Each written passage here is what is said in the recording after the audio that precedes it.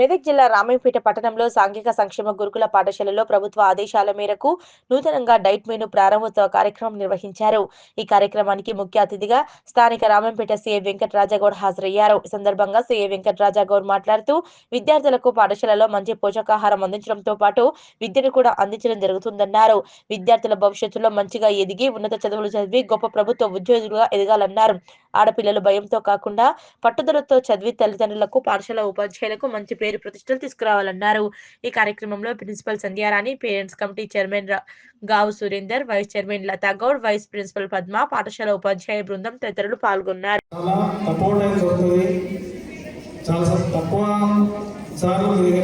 వచ్చినప్పుడు ఆ విషయాలు జాగ్రత్తగా వినాలి, మైండ్లో పెట్టుకోవాలి, పాటించాలి. అప్పుడు మీరు కూడా రేపు పొద్దున మాకంటే పెద్ద పొజిషన్లో మైక్ పట్టుకునే పొజిషన్లో ఉంది. కాబట్టి పెద్దవాళ్ళు చెప్పేది జాగ్రత్తగా వినాలి. ఈరోజు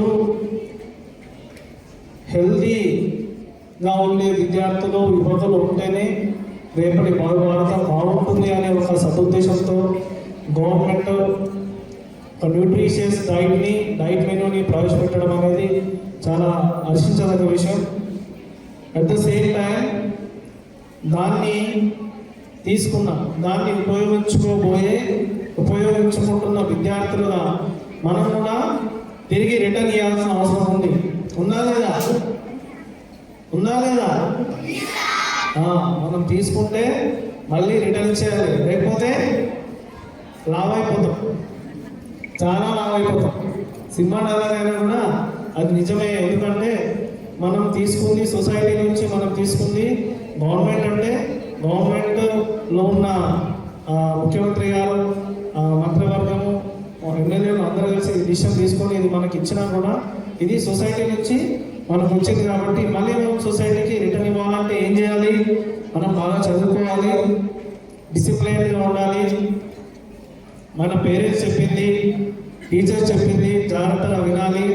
మళ్ళీ గొప్పగా ఎదిగి మన సేవల ద్వారా సొసైటీకి తిరిగి ఇచ్చేయాలి.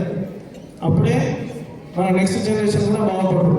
ఈరోజు మీకోసం ఎంతోమంది మేధావులు, పొలిటికల్ లీడర్స్, ప్రభుత్వంలో ఉన్న పెద్దలు, టీచర్స్, వీళ్ళందరూ కూడా కష్టపడి చాలా అనాలిసిస్ చేసి, అధ్యయనాలు చేసి మీకు ఏం ఫుడ్ ఇస్తే బాగుంటుంది, ఏం ఫుడ్ ఇస్తే మీరు ఫిజికల్గా, మెంటల్గా హెల్తీగా ఉంటారు, బాగా చదువుకుంటారు, బాగా చదువుకొని రేపు పొద్దున సొసైటీకి సేవ చేస్తారన్న ఉద్దేశంతో చాలా పెద్ద అధ్యయనం తర్వాత తీసుకున్న నిర్ణయాలు.